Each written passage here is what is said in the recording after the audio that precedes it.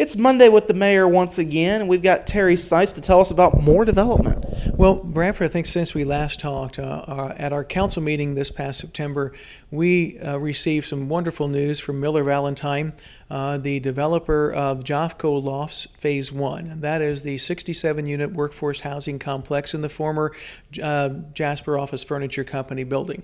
And if folks remember, that building was part of the purchase from Jasper Group of Jofco.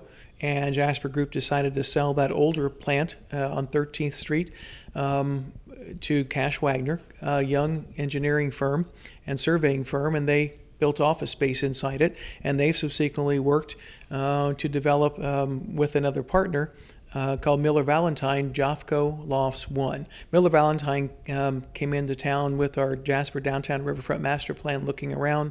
They subsequently worked with Cash Wagner and Welsh Realty for development of that property. And that property, Jofco Lofts 1, received a $450,000 subsidy from the city of Jasper through our council.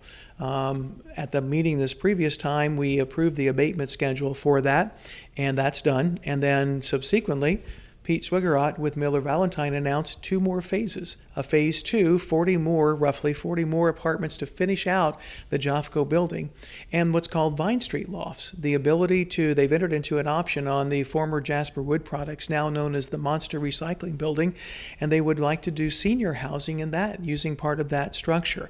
Ultimately, the Jasper Lofts, Jofco Lofts Phase 1, is about a $13 million investment. Phase 2 would maybe be somewhere in the $8 to $9 million range. The Vine Street Lofts would actually be somewhere maybe another 12 to 13 million. So you're talking there well over $30 million of investment that's coming into an area of town that we'd love to have. It's one of our oldest industrial areas. So we're pretty excited about that. And our city council was very, I guess I would say, pleased with those announcements that were made by Miller Valentine.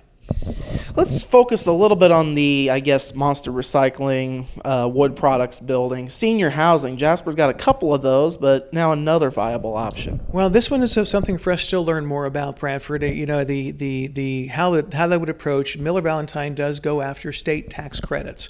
And that means that because of the state has basically a role in the development of that, then there are some very stringent guidelines that are required, including more community involvement.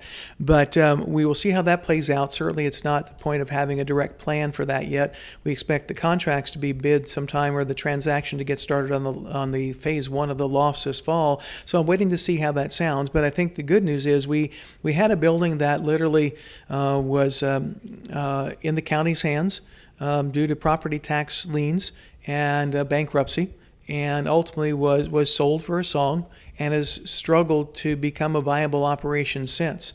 And we have struggled as a city of working with those people that operated the business themselves. They've had a change in building was owned by one member of the family, and another part of the family left. And I think the owner of the building is doing the best they can to basically help remove everything from it and to be able to make it viable in another matter. We're pretty excited about Miller Valentine, and the city council felt again that was just an outstanding idea. On the other hand, when Miller Valentine went to the county on looking at the possibility of saying, I may look at the county for some help along with that project, because the county just recently underwent a housing study through Du Bois Strong, and it showed a call for that type of housing. The county was a little less enamored. In fact, they laid out Jasper's TIF program and abatement programs as costing the county money. And I would just remind citizens that ultimately the use of the state code abatements and TIF are only applicable for new investments only new investments. So any taxation that's currently being paid is still paid, but your new investments have the possibility of being part of these economic development processes. And I don't know anyone who wants to not have new investments. And so the fact that they're eligible is one thing, whether they get it or to what level is another. But ultimately, I see that as growth. And I can't imagine, I've had people ask me what some county elected officials had against the city of Jasper, because we pay the majority of taxes both individually and corporation-wise into the county as one entity. And I said I would hope it's not that. I think it's just a little bit of misunderstanding as to the economic development incentives that the state permits and us enacting them. And I'm very positive about this, and I really appreciate our council being just as positive, and hopefully we can have these conversations that would say that the county council can join us. If not, then we will go on our own, and we will do the best we can. On that note, how many times have you talked to anybody on the county council about this issue with the TIF? Just early on, with none, not since last year. The TIF's been in place since October of last year, 2014. I've had no conversations with them about that because it's already a passed ordinance. So when this came up, I was a little bit surprised. Have had some conversations since to make sure that it perhaps is just a misunderstanding because, again, we welcome that growth. Our council, which is of both parties, certainly a diversified group, lauded Miller Valentine on that opportunity, and I hope it all can be worked out and get some kind of supportive role from the county. We understand budgets. We all go through the same thing. We're in the same boat. But the state gives us this opportunity to utilize these tools, and we've implemented them over the last 4 years because our comprehensive plan that the citizens put together in 2010 said, do this, investigate this. And we did, and ultimately it passed unanimously. And as we wrap up, there's some interesting construction has started in the city. Right. Just today, the construction of the Labyrinth for the city of Jasper along the Riverwalk has begun.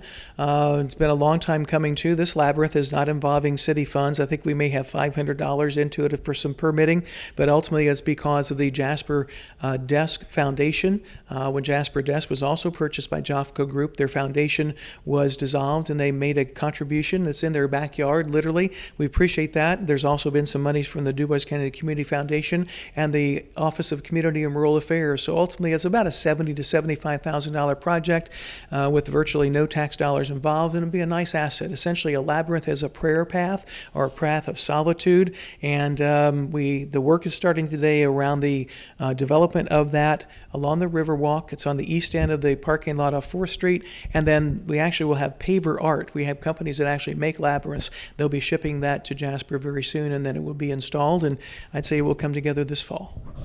Right before the weather gets bad. Yeah, well, maybe the weather won't get bad. It's been great right now. We are very lucky in that regard. Thank you, Mayor. Thank you very much, Bradford. That's been Monday with the Mayor for this week. We'll be back after this.